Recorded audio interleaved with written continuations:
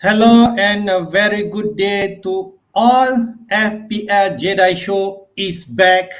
The biggest double game week of the season, which is game week 29, is finally over. And our thinking now is to look at game week 30. But before that, I would like to welcome my co-host Azmin to the stream. How's your feeling after finishing game week 29? Okay, well, for me, definitely not great, but it is a setup and understanding of the fact that many players around me were on bench boosting, so it was expected that I would drop. But I did think I would drop this badly, but it's okay. I've got 9 more weeks to get as best a rank as I can, and now looking at the display on how you've changed it a bit, we changed it a bit in terms of how it looks.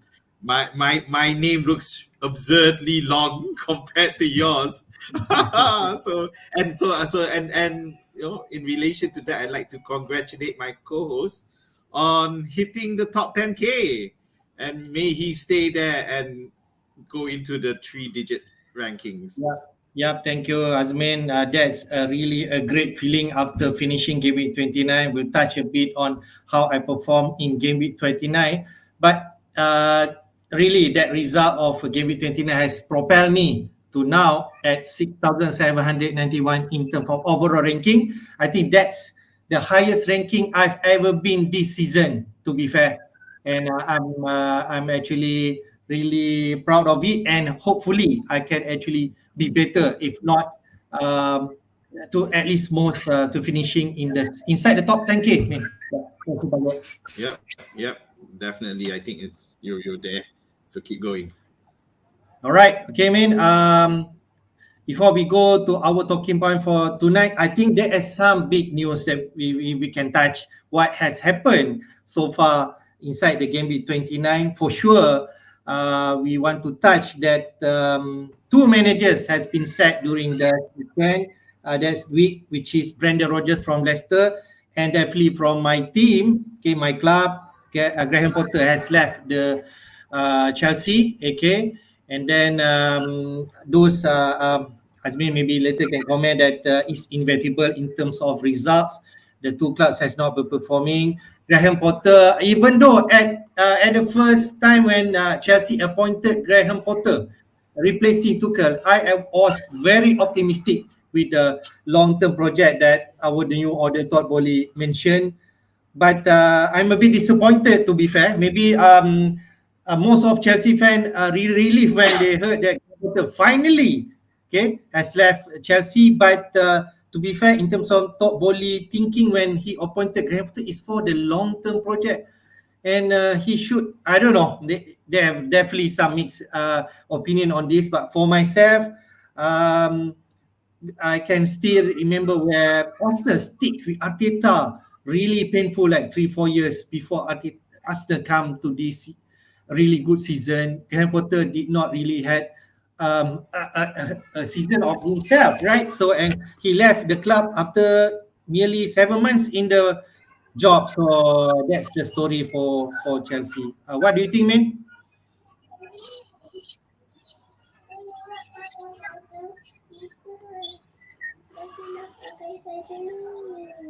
Man, can you hear me? Sorry, I've lost Okay. transmission. Hang on, I can't hear you. Okay. All right. I think Azmin, maybe you can log out back and try Later, login. later. Okay. Minta mami, minta. I can't.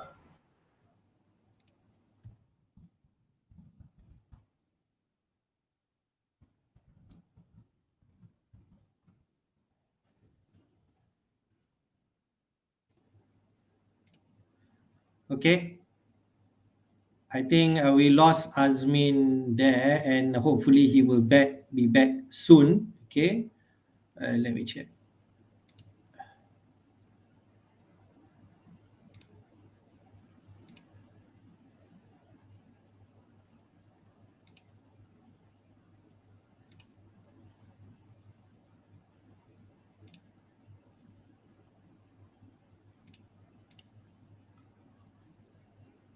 Okay, we have some uh, transmission loss for with Azmin. Okay, let we try to fix it. Min, are you there? Yes, I am. Okay, all right. We just talked about Potter and Brandon Yep. sacked by the club. So what do you think? Uh, I don't know. I guess because just now you compared it to Arsenal, right? But let's face it, the ownership is very different, and it looks like Boehly's style is looking quite similar to your favorite Russian of yours.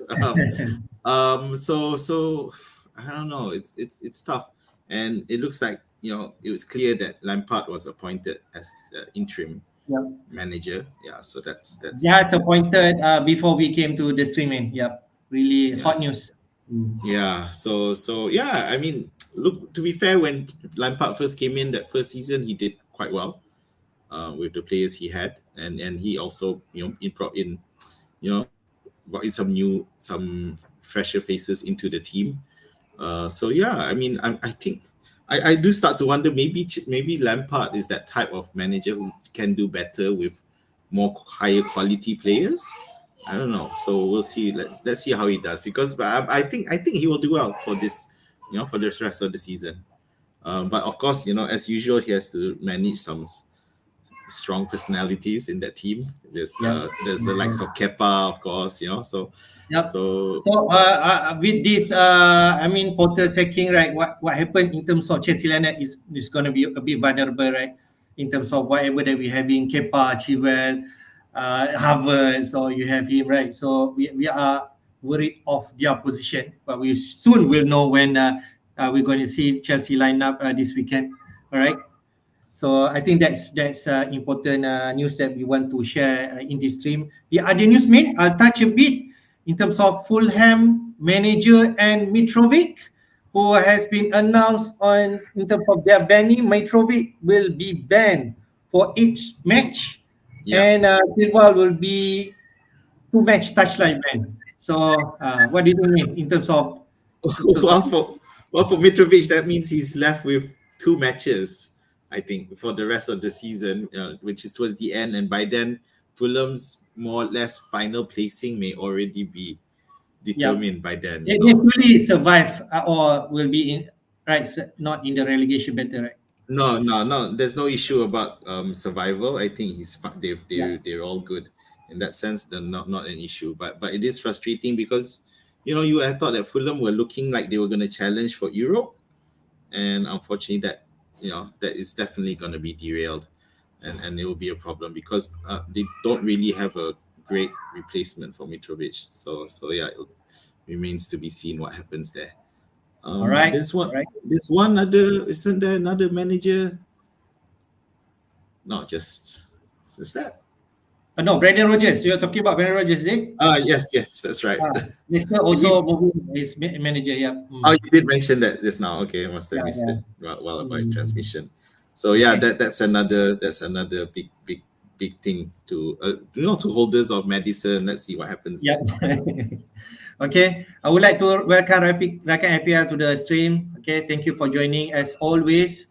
Right, Min, let's go to our talking points for game week 30. We definitely run through our team review because I bench boosting, you're wildcarding. So what's the final result of game week 29 for us? Yeah. We ran through the stats for game week 29, okay, who performed, who did not perform, and so on.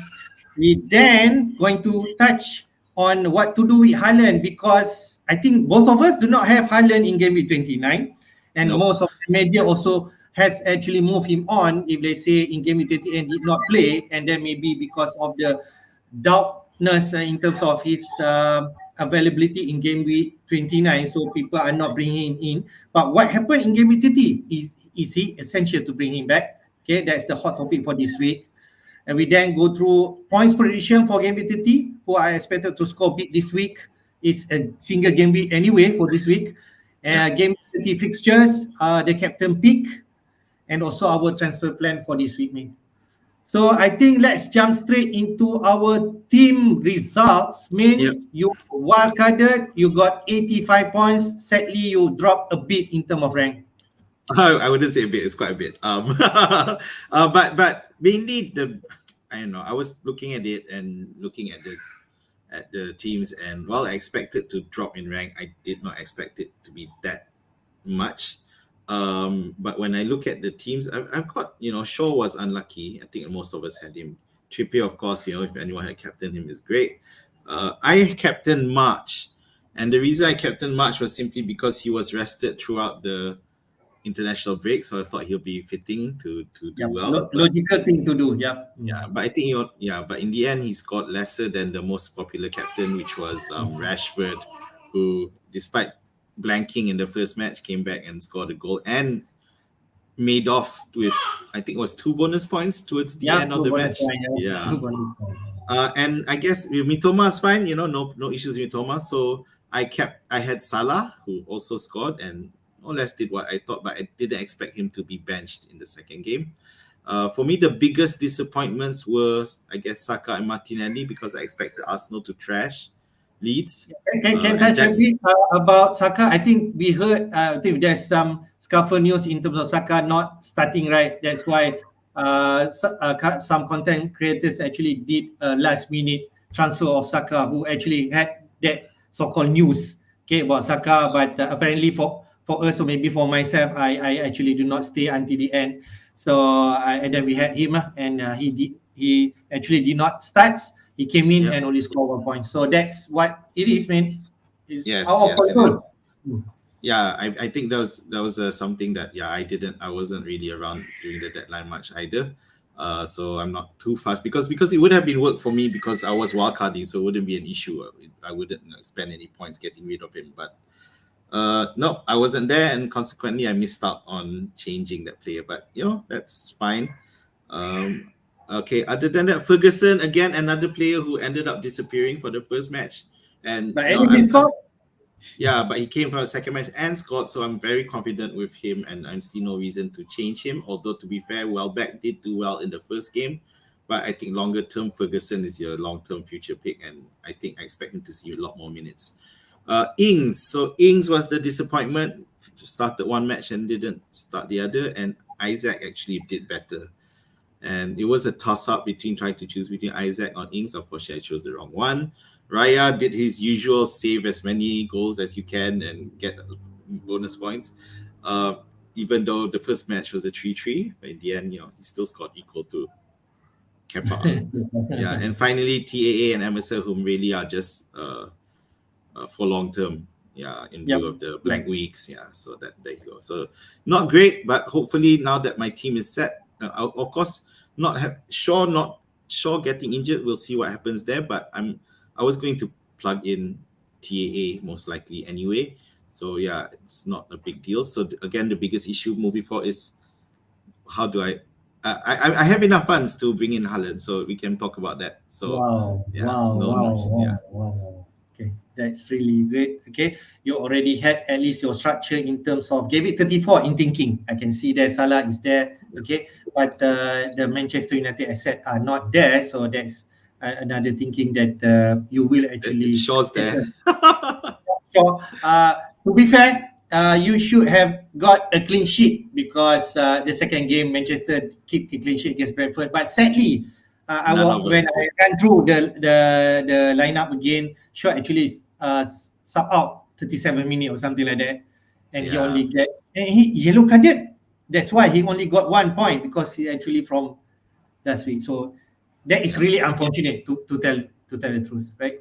So we'll see how it goes. Most of us quite a lot of us are affected. So anyways. All right. Let's see. Quickly go to my team. Okay. Oh, sorry. This is Afos team. Afos did not join our stream. He got 126 points based on his bench boosting. All right. Nice. Yeah. Okay. And he actually moved slightly to 227k spot. Okay. And for my team, I scored 144 points, which is the biggest points for the season. Okay, no surprise. Excellent. Because I have like 13 doublers playing 2 single game week players, which is Kane and Saka on my bench, and it's propelled me from 17,000 to 6,700 right now. In terms of my players, I have Kepa and Raya combo, like Azmin mentioned. Raya has been monstrous in the first game, saving like I don't know, for point save or 3 point save, okay, from Brighton, okay, even though the turned out to be 3-3 draw against Brighton, okay, and Raya got 8 points. Kepa got a clean sheet in second game, that's why he got 8 points. If not, disappointing on the first game against Villa. The Brighton assets are fully performing, okay, Estupinan at least a clean sheet, right? 7 points there. Mitoma, the I think the second most transfer in for game week 29. He actually overperformed, people call it, all right, but he scored points. So Who cares? okay, I want to draw parallels to Jesse Lingard 2 seasons ago. yeah, He was yeah. constantly overperforming his stats, but who cares? He's bringing the points. Let's. How long are you going to start thinking? Oh, he's going to regress sooner or later. But when will that be? Well, currently he's pushing it. Let's just jump in. Yep. So Mitoma, to be fair, he's the most performed between the three players, March and also McAllister. McAllister at least got a penalty in the first game, but nothing from the second game. I think he scored 9 points, so slightly more than March, but he's a bit higher in terms of price, 5.4, 5.5 like that. All right, but you cannot go wrong. I think if you go any one of them, just stick with them unless you feel McAllister and Mitoma is the right combo in midfield. Okay. Yeah. In terms of Newcastle asset, I have Trippier and Botman. Okay, Botman definitely as a filler and future in game week 36 should be another game against Brighton. All right, there'll be double game week coming somewhere in the season for Newcastle. Trippier, you can't say anything else, right? He has been MVP for this season. He got 12 points in the first game, assist 3 bonus points, and only 2 points in the second game. All right. And then Chilwell, okay, he should have a goal at the first game, okay, against Villa, but he's really attacking, but he doesn't get anything. But at least he got a clean sheet in the second game against Liverpool and 3 bonus points. So pretty much, I'm glad that's happening. And then Rashford, I captained him, but it could easily be Mitoma. But when comparing Mitoma and Rashford, Mitoma scored higher than Rashford, 12 points only from Rashford, but at least he's got the goal, right? March 8 points. Bruno has been horrible, I can say, only 4 points, but he has really at least 2 double game week coming up in the season, so I feel he'll be there for now, right? And then Watkins, whoever thought 17 points on paper, Villa did not expect to get a lot of points because they play both away to Chelsea and Leicester, so-called. He got 17 points, and now just a big spoiler because he rightly now he's the most transfer in for game week 29. And then we have 11 points from Tony. No yellow card, so he survived the 2 game ban and he'll be available in game week 20. So now people thinking, later we touch it later, supposedly Tony should come out and actually had in, right? But now Tony can play in game 20. So is that still a move that we should think? So we can discuss later. And then my bench in overall, Kane 7 points, Saka 1 point, Henry 3 points. Saka is the most disappointing one. All right, Kane, at least he got a goal, a yellow card, but at least got 2 bonus points. So he really in terms of Spurs players. And on my bench, I got 19 points. So I can say par, I don't know, all right, break even. People say at least minimum 16 to 20 points. But I still remember if I'm comparing to game week 27, my bench was scored 26 points. So that you can't say much, right? But at least I'm pretty much happy with 140 points. Yeah. So on Watkins, I guess he'll appear on the best performers for this week. But it's interesting to see how he's flourished now that he doesn't have to worry about any competition like Ings who's left. So he's pretty much Watkins all the way, and he's also the penalty taker. And he's looking really, really good at the moment. And thanks to Unai Emery. And to be fair, I didn't pick up Watkins because I was actually concerned with whether or not Cash's absence might be a problem. Matty Cash, but Watkins has really come into his own, and he's definitely looking good. He's looking along the lines of Rashford in terms of his how his potential is looking. So towards the end of the season, Watkins and Rashford, the two players who I don't have at the moment, are the ones looking good at their price point. It's amazing. All right, man. I think let's jump straight to Game Week 29 stats. Okay, we'll share a bit in terms of double Game Week 29 chips that has been activated by managers. Bench Mhm. boost was definitely the biggest one because around 1.9 million managers out of 11 million managers right now, okay, has actually played their bench boost. Okay, biggest ever. And we can say that a lot of, I think this week average is around 80 plus, okay, if I'm not mistaken. Wildcard, 230,000 managers has hit that button. Azmin is one of the managers who actually did that. Okay, free hit 98,185 managers, and triple captain activated quite high also, 96,250. I think double game week 29, who supposedly the biggest double game week ever with 12 teams playing twice. I think this is mostly fair in terms of chips activating, right, mate? A touch a bit in double game week 29 most captain players, man. Rashford is the most captain last week with 1.5 million managers did that and rewarded with 12 points. All right. Second one, Salah, 921,000 managers captain the Egyptian midfielder, only rewarded with 7 points. But Mitoma clearly actually the right one to get with 726,000 rewarded with 14 points if you're captaining the Japanese player. And in terms of double game week 29, most transferred in players, Bruno Fernandes, like myself, 195,000 manager who did that, only got 4 points from the Portuguese midfielder. Shaw Min, only 1 point, the second most transferred in. And Mitoma, okay, as we mentioned, 14 points. So yeah, I just wanted to look at the most transferred in players being Fernandez, and I was it was one of those where I had a real dispute with some of my playing group as to whether he that essential, and and one of my playing group actually mentioned him as a set and forget option, which I totally disagreed with, because obviously the matchups look great, but Fernandez's role is keeps changing, so it's not really consistent. It depends on who's available, especially now when Casemiro's not around. He definitely is playing deeper. So yeah, and but now, as fates would have it, because Shaw is now out. I'm not sure, we'll have to find out. But if Okay. Shaw is out longer, it's clear that Fernandez will be taking a lot more of those free kicks, and so even though I'm skeptical of whether or not he can perform, but he's now getting more responsibility, and it will look good for those who do have Fernandez.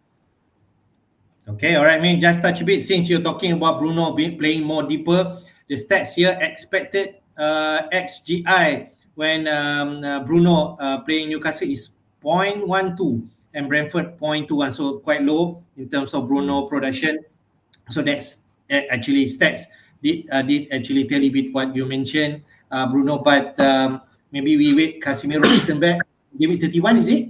Right. So then So yeah. maybe he will play more advanced. Okay, and we zoom him in. Double game with 29 players who actually played twice.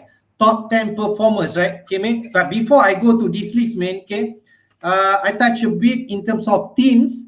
Okay, Newcastle and Aston Villa, they actually rewarded because they both won the two games in game week 29. All right. Then third actually is Brighton, who actually got a win and a draw. Okay, so that why we can see there's a lot of Newcastle players here, Brighton, okay, to an extent, West Ham United players also is here. And the bottom three teams that fail, I can call it, in the game with 29, Leicester lost two games. So whoever had Madison might actually suffer, but Barnes did score one goal in that game. And clearly, Chelsea and Liverpool also are down there in terms of the bottom three teams who perform in double game week 29. So from this list, we can see Azmin did mention just now Watkins is the top performer, but actually after Newcastle game that he won 5-1 against West Ham United away, Wilson scored two goals, and the first game against Newcastle played Manchester United. Wilson actually had a goal, so that's why he scored the highest 19 points with 3 goals and got 4 bonus points. Second one, Ollie Watkins with 2 goals and 5 bonus points in that 2 game, 17 points altogether. Agot from West Ham United got 1 goal and 1 clean sheet, 15 points. He's on third with 3 bonus points. You can see here what else we can see. Martinez is in there. We have Mitoma. I think only Brighton players there in top 10 performer. He scored 14 points. Trippier 40 points, right? Rashford somewhere there. He's the only Manchester United in this list. So that's about it, man. What you can say about this top performer table? Okay, firstly, Wilson there at the top there as the performer, and it's as someone who brought in Isaac, it's a bit frustrating. But of course, I meant to bench him anyway for this week. But Wilson coming in and scoring, it does make holding Isaac trickier, because they got to definitely will share minutes, and who knows whether or not this first, or because we saw the first game, one person started and then the other person came in and scored, and then the next game same thing happened. So it's the risk is there, definitely something to be concerned about. So Watkins we talked about. Agut is kind of funny because he scored in the first, then he was responsible. He screwed up big time in the second match against Newcastle, and there you go. But the points were mostly from the first match anyway. Newcastle looking good. They trashed West Ham. So Joelinton, who originally thought it was offside, but apparently wasn't. And he scored 2 goals in both matches. So those are so Wilson, Agut, Joelinton are the outliers, because they weren't popular picks for this double game. Aston Villa, Martinez wasn't the keeper, who most of us were on Chelsea, or with their Brighton or Brentford. One of those, only for Martinez. Jason Steele is not in this list, but he actually provided an assist in the first game. He got 10 points, so that's another. Yeah. So the most popular captain, which is Rashford, got 12. So anyone who went for Mitoma, who or even Watkins, would definitely have benefit big time. Other than that, there's not many other new. It's nice to see Trippier come back to, his outgoing, and Newcastle are looking good again after they had quite a hiccup, problematic issue midway through the season, but they've recovered, and 2 wins in a row, and they propelled up. They're in fourth place, isn't it? I think they are third place, but sharing points with Manchester United. Oh yeah, that's right. They are, and what's incredible is that the goal difference is quite a bit between. Let me just check. 45. 26. Newcastle's goal difference is 26. Manchester United's is 5. So that's 21. Big difference there. So Manchester United have their work cut out if they want to get the automatic spot for the Champions League. So basically, the Newcastle and Manchester really need to continue the performance, because they're fighting for top 4 place, and Spurs are just right behind them with 50 points. So that is and Brighton is not that far. I mean, if let's say they take into account that 1 game in hand, then they could actually force into the. Yeah, but because Newcastle and Manchester United have 1 game in hand, Brighton have 2 games in hand, and actually Spurs don't have any games in hand. So it's looking really fun and interesting. Yeah. Okay, man. I think let's go to our hottest topic for this week, which is what to do with Haaland. If we do not have him, do we bring him back? So I actually snapped a Twitter post where Haaland has been posted returning to training, right? But he actually returned somewhere last week, right, in terms of training. So we are not sure. We definitely keen to hear what Pep gonna say during the weekend. The best thing is, in terms of fixture, they will sandwich between the Champions League is 30 and 31. Okay, and then Manchester City will have FA Cup in game week 32, which they will blank. Okay, but I just snapshot in terms of what the expert says. Jamie Pigot, who actually the reigning FPL champion. Okay, what he has been saying, Haaland's injury and upcoming Champions League tie now means now it is best time to remove him from the team. That is why that's what he's thinking, because Pep might not risk him against Southampton. I'm not too sure, man. I'm not too sure. I was originally planning to bring him back, but maybe I'm gonna delay now until game week 34. In terms of Lee Bonfield from FPL family, if fit for game week 30, I'll definitely bringing Haaland back into the team. Okay, especially she has the money. Okay, and I'm keen to add most. I think probably one or two players in Man City, especially Grealish, who has been coming up to radar right now. Okay, and then definitely from FPL via Zofa, the fact that Haaland was not even fit for a substitute role against Liverpool tell me that he somewhere off full fitness. I think managers can take a risk of not bringing him in until game week 33. And previous FPL winner, Bankrupt 3, he has Haaland. I still own Haaland and hope definitely lah, if you hold Haaland, okay, have Haaland, you are hoping him to be fit Southampton, and probably he'll be captaining the Norwegian player. So what do you think, man, when talking about what to do with Haaland? Okay, on a related, before I get into that, because just from Lee's tweet, I knew that Foden was out because of there was appendicitis. But I didn't know about Grealish. It's possible. Is Grealish out as well? So the case is, if Grealish and Phil Foden being out, does that impact on Haaland's produce? And it may very well. So I'm not sure. But at the end of the day, I disagree with Jamie's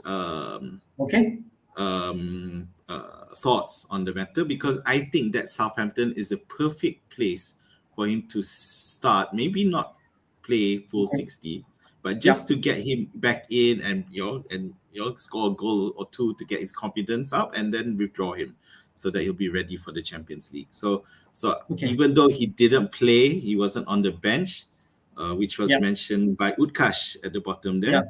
I don't think it's a problem, because City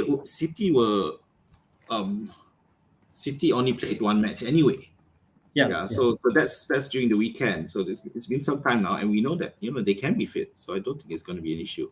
So I'm more towards bringing Haaland in at the moment. Okay, all right. So basically, I feel if let's say he fits, he starts the game, and Man City won the game by a comfortable margin, and take him out around 60-70 minutes and give him some minutes right before the Bayern Munich game. And the thing to remember about the Champions League game is that it is at home, so it's not so there's not much travel time involved. All right, okay, that's the thinking. All right, and probably that could be the right move to do, because Haaland, as you know, he has been the player of the season. I don't know, 4 hat-tricks so far in this season, right? He can bang any goals at any time. He's the most top scored player so far, right? Okay, and at the same time, I think Bitman Bakar did mention also, I think if let's say his so-called fit, or Pep did not really give any info during the press conference on Friday, I think people will just bring him, because anyway you want him for future anyway, right? So that's another thought that you can. Yeah, and Pep has precedent of conning us before, so yeah. I mean, I think you need to trust on your judgment and decide whether or not to have Haaland, and don't rely too much on what Pep says. All right, man. Let's go to points prediction for game week 30 for each department. Snapshot from Fantasy Football Hub, okay, where the Hub predictor in terms of forward, Watkins are predicted to score the highest for game week 30. He's playing Bournemouth at home. Later we touch on the game week 30 fixture. Okay. So then second Kane and then Haaland. That's the top three players in terms of forward lineup. For in midfield, Rashford and Bruno Fernandes are predicted to score the highest for this game week 30. Manchester are facing Everton at home. Okay. And then Madison and Barnes continue at the third and fourth place. For defender, Shaw are predicted to score highest, but still caveat whether he will be fit for this weekend. I think that's another concern that we need to take into account. Konsa at Aston Villa, all right, and then Stones, Man City, Diaz, Man City, who are actually playing against Southampton away.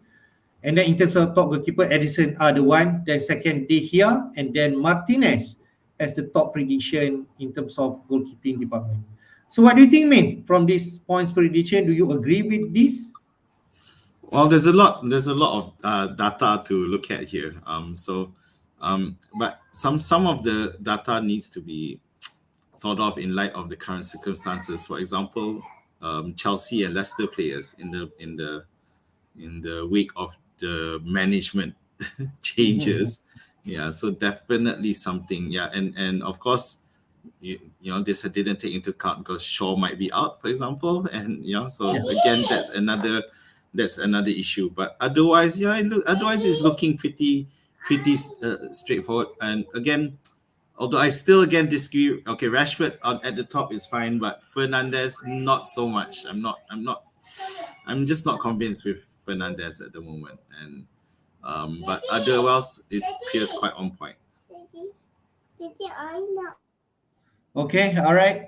We can see here in terms of prediction, most definitely we'll touch on the players to captain for this game week 30. All right, but before that, we go to game week 30 fixture, mean a single game week players finally, okay, after the chaos in game week 29, we have only only one single game week this week, starting with early kickoff Manchester United against Everton. All right, pretty much a favorable fixture for Manchester United, but off late Everton has been great, but mostly at home. All right, then at 10 p.m. we have like six fixture there. Okay, Villa against Forest. Okay, Forest also Cooper under fire right now.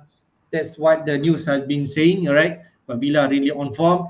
We have Brentford versus Newcastle. Okay, this pretty much a really interesting game. Brentford and Newcastle. Brentford has been strong at home, but Newcastle are really want to thrive in terms of top four spot. We have Fulham versus West Ham. We did mention about Fulham squad right now. Marco Silva will miss this match. Also, Mitrovic.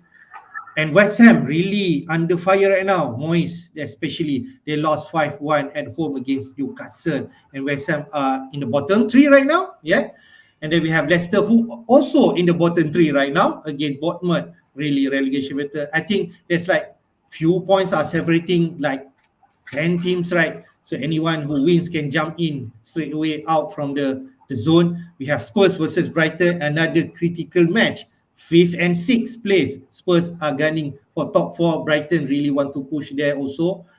And then we have Wolves versus Chelsea. And Lampard will be in charge on his first game against Julian Lopetegui. Okay, at home for Wolves. We have then midnight game, Southampton versus Man City. We're expecting Man City to roll over Southampton. But Southampton pretty much has been a bogey team for Man City in previous season.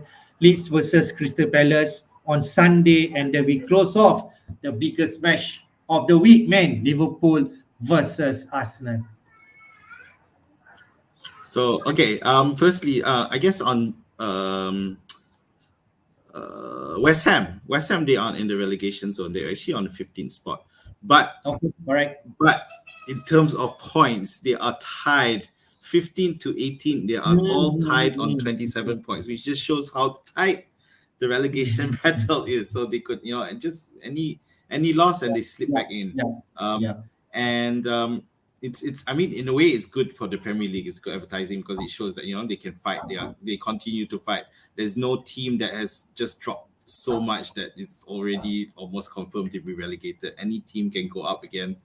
Southampton are the ones who are isolated a bit because they are even if they win this match, if no one if only with only Leicester separating by 2 points, but if Southampton does win their next match, regardless of what happens, they'll still be in the relegation. So the odds are up for Southampton. Um, Forest. I don't think Steve Cooper is really under any threat because I feel that there's a he has quite a loyal fan base and they understand the challenges. So And you ultimately, they also go. got support from the management, right? Yeah. So it's really about them staying out. We know that Forest they are much better at home, and they are scoring goals. And Johnson is Yeah, Johnson is one of the really good strikers in the Premier League. It's just that he maybe doesn't have enough support, and he's got pace and he's got the target thing going. So yeah, it's quite impressive. So having said that, they playing this one away. So with Watkins in scintillating form, you would expect Watkins to win this one. Manchester United versus Everton, another interesting match because Manchester United were kind of ambushed a bit by Newcastle in the first match, but they rallied and won against Brentford. Bedford. Yeah, but was 1-0, so it's quite close. So I don't know if this is something to do with the absence of Casemiro to stabilize that midfield and make it freer for the Manchester United attack. Anyway, they face Everton, who are one of those teams, one of those 4 teams on 27 points. You would expect that to be a win for Manchester United, easy at Old Trafford, Theatre of Dreams. But so those of you who have Rashford, carry on. Bruno, I'm not so sure. Other than that, I guess Leicester Bournemouth is another match to check because that's a real relegation battle between the teams in 18 and 19 and 18 spot. So I think that's a goal fest. So it'll be interesting to see. Leicester are also under new management. So who knows what will happen there? They not really under new management. They just lost Rodgers. So other than that, I guess the Liverpool Arsenal match. So I think most of us have at least one Arsenal asset. Some of you have. Some of us do not have any Liverpool asset because given the run of really tough fixtures. But at the same time, just before this match, I was just trolling through Twitter, and there seems to be quite a number of speculations of captaining Salah against Arsenal, given that Salah does have a good record against Arsenal, and Salah was benched in the second match, so that might be more fit. But then again, you have the mitigating factor is that Arsenal didn't even play in midweek, so you would arguably they're the ones who are better rested, and they're under less pressure than Liverpool. So, but of course, Arsenal will want to win this one to ensure they continue to maintain that sizable gap of 8 points. Although Arsenal have played an extra match, so it's imperative they keep that bench. Keep that gap. And so I just wanted to quickly touch on all of us, because we all have 3 Brighton assets. So they are against Spurs, and Spurs, who we know they recently lost Conte, but in theory, judging from popular opinion, that means they'll be good. So let's see how that goes against a very interesting match. I feel we shall see. It will because they're in 5th and 6th. So that's we talked about the 18 and 19. This is 5th and 6th, which should be an incredible match to watch. All right, man. Let's go to next topic, which is the captain pick for this week. A lot of people are voting for Haaland. No surprise there because they are facing Southampton. The second one, Rashford, Manchester United at home against Everton. We have Watkins there. We touched already. Villa against okay. Kane there against Brighton. 7% manager did voted for him, and Madison 2%. So we can see there. Okay, Haaland is the favorite one at 38%. What do you think, mean? Straightforward, just captaining Haaland. If you have him, in terms of minutes, as we mentioned, he might be managed, right? So, is he the right choice? You're on mute, I mean. It is a tough choice. It's not that simple because, well, as you mentioned, Southampton have surprised City before. Haaland is coming back from injury. They've lost Foden and may have lost Grealish, who does well when Foden's not around. But given his pedigree and his quality, I can see why they continue to in Haaland we trust. Watkins against Forest, that's really tempting for those of us who want to pick him. But to be fair, we haven't seen Watkins done a real explosion, Yep. and that's something to think about because there is a bit worry of recency bias given that he was one of the top performers of Gameweek 19. But if you put it into context, he scored 17 points across 2 matches, so that's not really explosive. That's just I scored 1 goal a match. Yeah, so I quickly actually take a quick peek at his overall points for me, and he only scored 2 times double-digit points, only 2 times. so far throughout the So, season, yeah. Yeah, throughout the So- season, both are actually against Leicester and also early of the season against Everton, 11 points. That's the max he actually did. So last week he didn't score any double points. If you were to look at it Yeah, I per understand. match. So that's something to be cautious about, But then the mitigating factor against that Forest are shit away. Sorry about that. But yeah. Then you have Rashford. Okay, so the disadvantage of Rashford is, but Watkins is in the same position. Is that Rashford is also played midweek, but the thing is with Manchester United, they had the shortest recovery time, so they are the first match for this weekend. Yeah, so that's as we know, people are a bit reluctant to captain the early game. yeah. So I mean, the superstition aside, the one thing about the early game is more about the the players being ready, ready to rock and ready to play. So it's more about maybe a bit slower to really get into the frame of mind rather than a superstition thing. But the one thing that Rashford does have going for him is the fact that Everton is also not a great team at the moment, but it's a midfield. He's a midfielder, so he's going to score more points. Any goal he scores will be more than Haaland or Watkins anyway. So I'm currently in the position of having none of these players. I am thinking of bringing one of these players for this week, and at the moment it looks like it's Haaland. But if it is Haaland, I will most likely captain him. All right, understand me. For now, I will reveal my captain later, which is one of these player. All right, okay. We shall see. All right, and then what's next is actually quickly before our team plan is the fixture. We already know mostly what will happen in terms of this season. Only we just want to confirm the game week 36 and 37, which is actually going to be 36, where Newcastle and Brighton we have one fixture there. So Newcastle and Brighton will play twice somewhere there.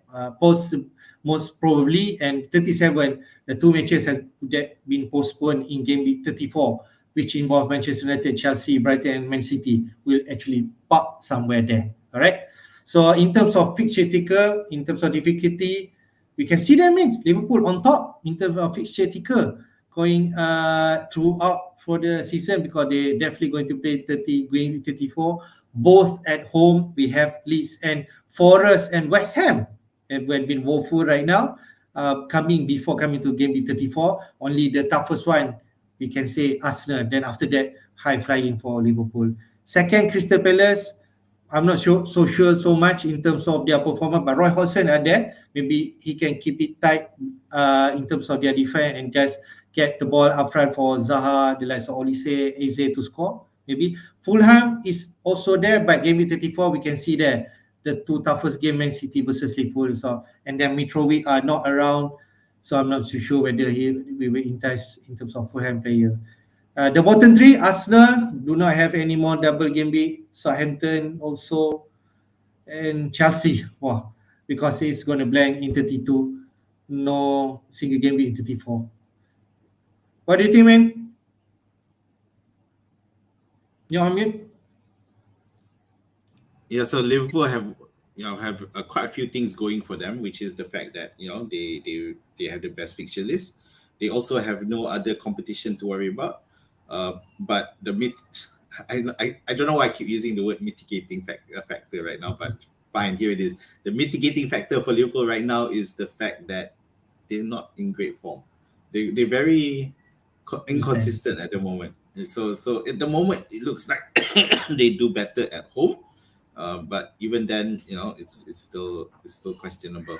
But if you look at the matches, 1, 2, 3, 4, 5, 6, 7 of those last matches are all at home. Is it 1, 2, 3, 4, 5, 6, 6? Sorry, 6.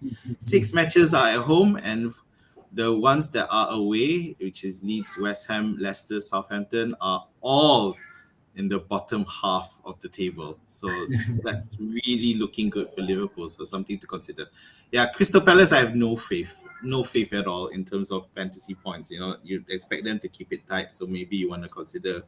No, still wouldn't want to. I'm not confident what's going to happen there. Fulham. The thing is, with Fulham, even without Mitrovic, I think they can still be. They are still decent, and they will definitely win a few of these matches. Andreas, of course, will have to step up. So, it's still a cheap option, but again, it won't be explosive. Then you have Manchester United again, also at the top, but they do have Europe to contend with, so that's something to Yeah. that's something to be concerned about. Then you have West Ham, who I thought I would want to invest in, so I bought in Emerson and Ings. Ings, yeah. Unfortunately, that didn't work out for this double game week. But the thing is, even though they have a lot of a lot of matches still to go with the double as well, the matchups aren't I don't know, the matchups where they're at the top 5, but then if you look at, they play Arsenal, Liverpool, Manchester United, and Manchester And City. Manchester United, right? Sorry?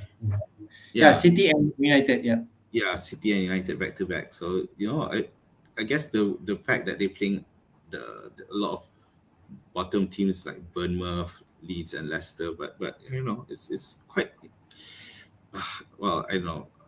With the quality of the team, it is a problem. I think they're gonna be in big trouble. I think pretty much you can keep Emerson because he's cheap, and then you can play him in the double game week if you feel so. And the black game But week. yeah, but Ings maybe you might move him soon, right?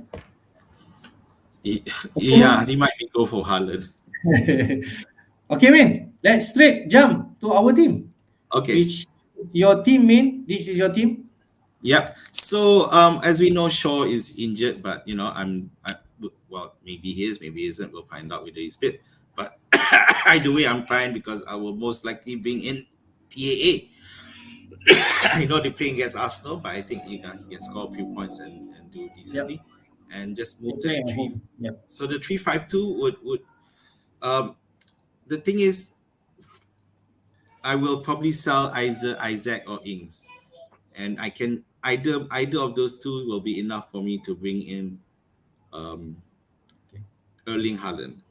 So the question is which one, and it's looking like Isaac is the one that most likely to go at the moment. And why do you think that? Because Isaac, you're worried about it's- his minute, is it?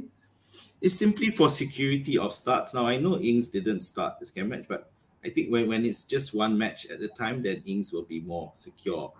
Whereas Isaac and Wilson, pretty much they only take turns, and unless Wilson gets himself injured again. But the thing is, with Brighton facing Spurs, I feel like I don't want to play both all 3 Brighton players, and that's where the question is whether or not to keep with Mitoma much or bringing Ferguson. Yeah, and so I'll have to rely on, let's see what the news is, because Welbeck started the first match, but Ferguson came and started the second. Arsenal match, I see no reason to bench. They can definitely score against Liverpool. and even though they're away, so Okay. they should stay in the team. And to be fair, I am banking quite a bit on Martinelli to go on a run until the end of the season. And I know most people don't have him, and even Saka right now, because a lot of people had sold Saka Yeah. before the deadline. So yeah, that's I hope those will be the differential that help propel me back up. Right. I mean, okay. I think if 100 feet, I think it's fair for you to bring him in. But if you have the money and you don't mind whether I set or Ings to do it, maybe I feel Ings the one because Newcastle is still the better team. I said True, yes true. in terms of minutes, okay, but who knows, right? Maybe actually I said the first player over Wilson, or maybe I said can play in the flanks with now. Oh, that guy Almiron is not available 3-4 weeks, Oh, right? that's true. That's That, true. that's potential. It could happen. I know Gordon is coming back from injury and is still in the team. We lost also there, Jolinton is there, but I think I said still has something to play. Newcastle going to double somewhere in game 36 later. It's not that far away. There's not a lot of matches left in the season. Newcastle are better team than West Ham, definitely. And I don't know. That's what I feel. Okay. Other than that, I will definitely play TAA. Just try out ni because you already have him. Mostly people are not having him if Shaw are not fit. How about goalkeeper, man? Is Raya or Kepa this week? What do you think, man? Just your thoughts, man. You're on mute. That's a tough one because yeah, again, Chelsea are now on on notice because they're switching managers again, and we know that Raya has evidence from last week. He can get a lot of saves, and Brentford are playing at home, but Newcastle just feel me they're quite strong again at the moment, It's gonna and be I tough. prefer and I yeah, even though Brentford are playing home, I think the Newcastle attack is going to be much stronger than Wolves home or away, so I'm going to stick with Kepa. All right. Okay. All right. Let's go to my team, which is here. All right. I got 3.2 million in the bank. I'm not sure how much you have, mean, okay. But currently, I could not directly transfer any of my 7-8 million striker to get Haaland just by one move that I can see. All right. So for now, I have Ryan in goal, man, instead of Kepa. Just thinking because maybe I don't know. Maybe both team will actually concede, but at least Raya has a better in terms of save point. Newcastle gonna strike. Raya, yeah, feels that he still has something in the locker, pretty much. But I think I will decide this last minute. In terms of Kepa, it could easily be Kepa, it could easily be Raya. Okay, and then I have Estuminan in there against Spurs. I think Brighton gonna attack. Estuminan looks great. Moving forward, okay. Trippier, all right, no surprise there, and Chilwell against Wolves, all right. Other option that I could play, maybe I play Botman or Henry over Estupinan if I feel they have a better chance in terms of clean sheet. But for now, I trust Estupinan more in terms of attacking than those two players, right? Then in midfield, I have Mitoma, Rashford, Bruno, Fernandes, and Saka. I think the best one I would bench bunch, right? Mitoma has tendency to score more points than other Brighton midfielder. I have Watkins, Tony, and Kane for now. Okay, and my captain currently armband at Watkins. Man, I think if I do not bring Haaland, if I bring Haaland, I will need to take a hit and see if I do that. I'll take out Tony for him because in somewhere he will be yellow carded somewhere. We are not sure. Okay, and Brentford feature might not be as good moving forward. But I need to take a hit and bring fun. If I want to bring fun, I need to take out Saka, which I'm not too sure I want to do that. Right. So I'm in dilemma. If I really want to bring in Haaland, I think maybe I go for Kane and bring like for like Kane over Haaland if I feel that's the way because Kane somewhere along the season I will definitely want Salah somewhere game with 34 and so on and Kane will definitely the one that make the move. So that's what he. But if I'm right and Haaland still not sure, I will definitely brave enough, hopefully, to not bring in Haaland, roll my transfer, and captain Watkins. What do you think, man? Yeah, so I'm looking at the Spurs fixtures. They play two Brighton, followed by Bournemouth, And also at Bournemouth, home. game the Yeah, 31. but after that it gets tough. We play against Newcastle and United. Then it gets easier. They play Liverpool and Palace. Yeah, so it's a mixed bag there. So I Because don't you know know with what? Because you know what? Say we bring in Haaland, because this what they're thinking right now. If we bring Haaland, okay, say he got 60 minutes in game week 30, then yeah. playing Bayern. Then game week 31, they face Leicester. Is it at home? I'm not sure. Okay. Will Haaland play that game? Because next midweek will be another Bayern Munich game. So in terms of minutes of Haaland, will definitely be doubtful in game week 30 and 31. And 32, Man City not going to play any game. So that's the scenario of Haaland. Yes, he might be good 30, but 31 how? In terms of his minutes, right? Yeah, he needs And some assurance. Kane definitely will play 30 and 31. And both at home. Yeah, it's a bit hard to figure this out because during the group stages, Alvarez does. Well, I haven't checked, but I do feel that in the Champions League, Haaland was still preferred over Alvarez.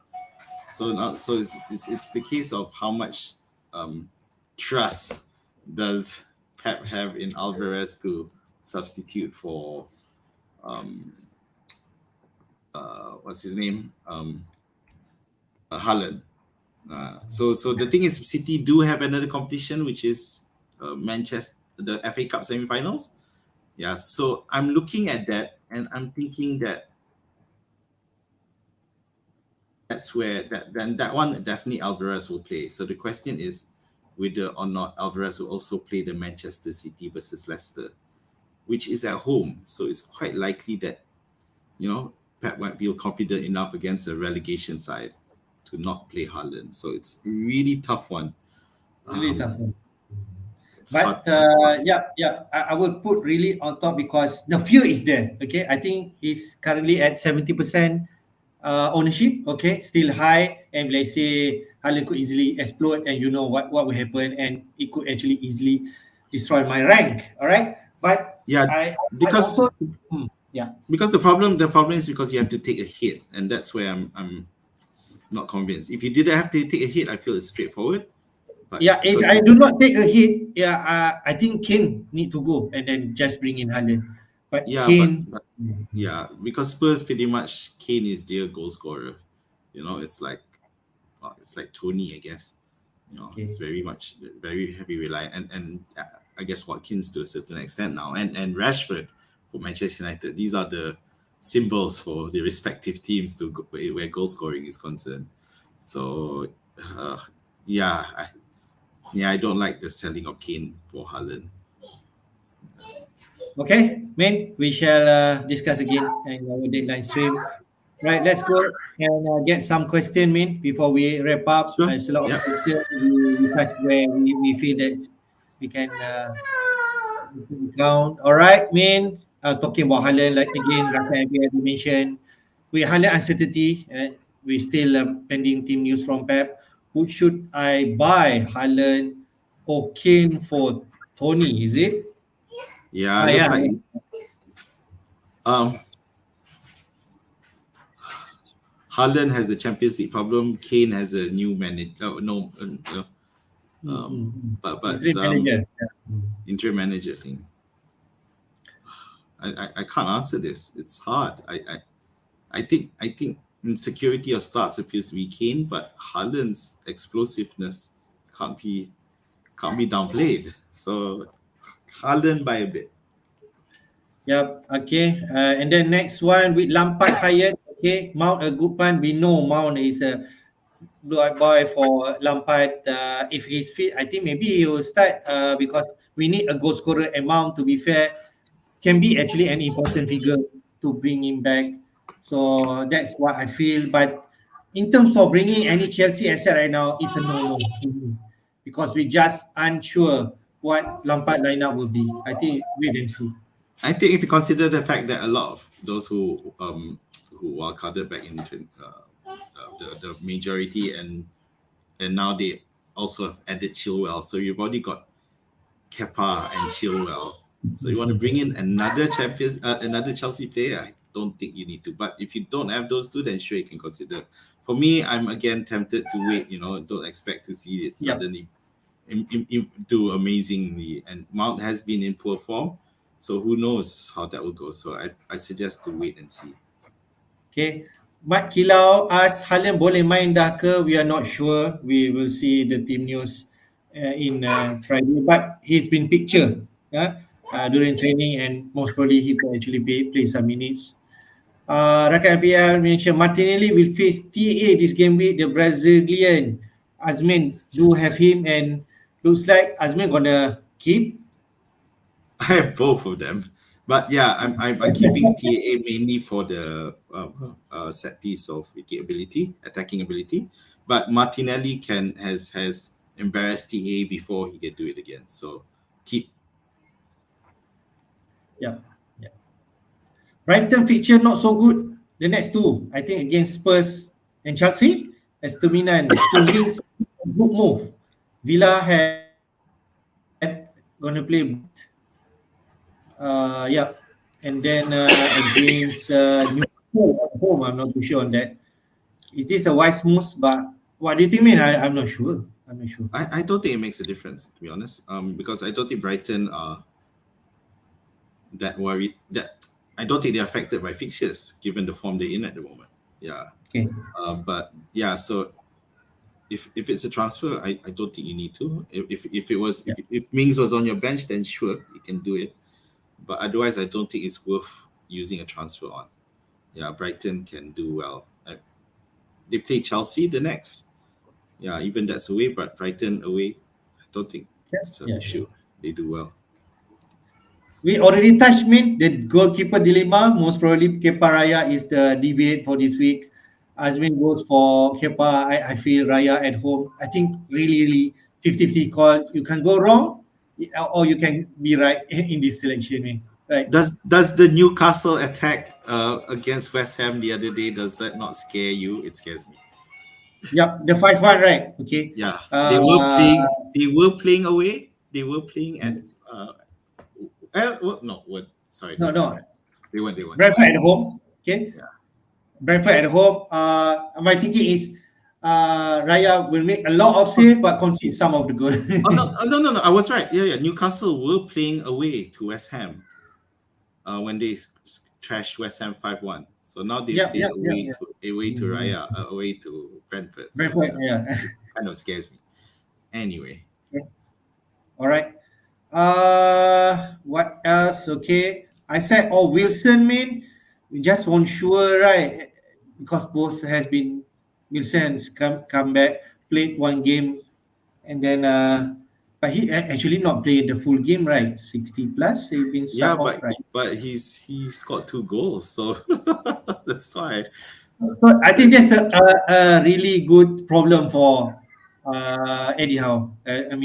Yeah, for him it's no problem. For us,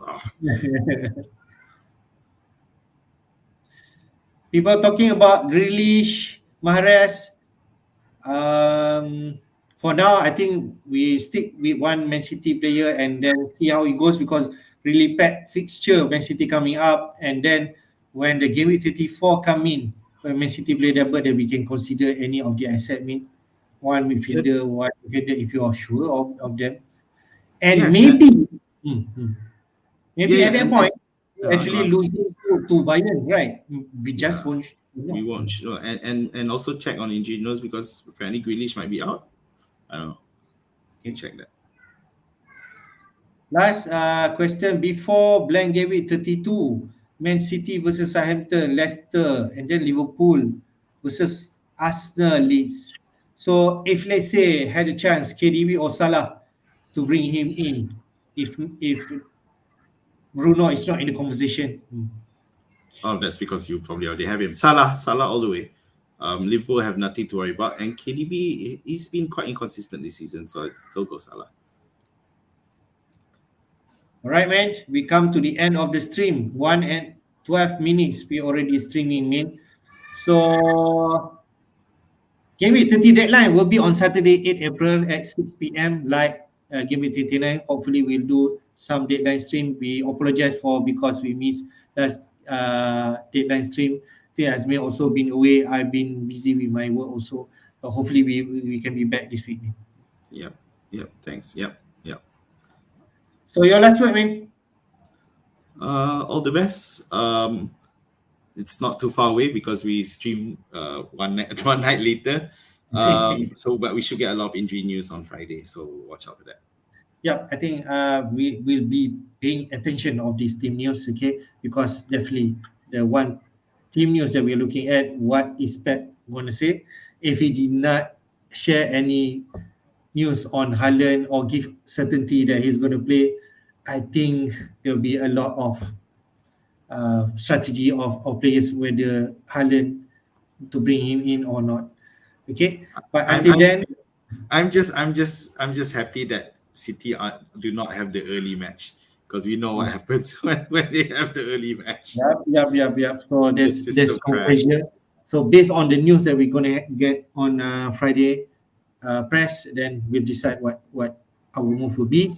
All right. Thank you to everyone who watched the stream. Okay, do hit the like button and subscribe to our FPL Jedi Show YouTube channel to support us, and hopefully we shall see you again. Thank you.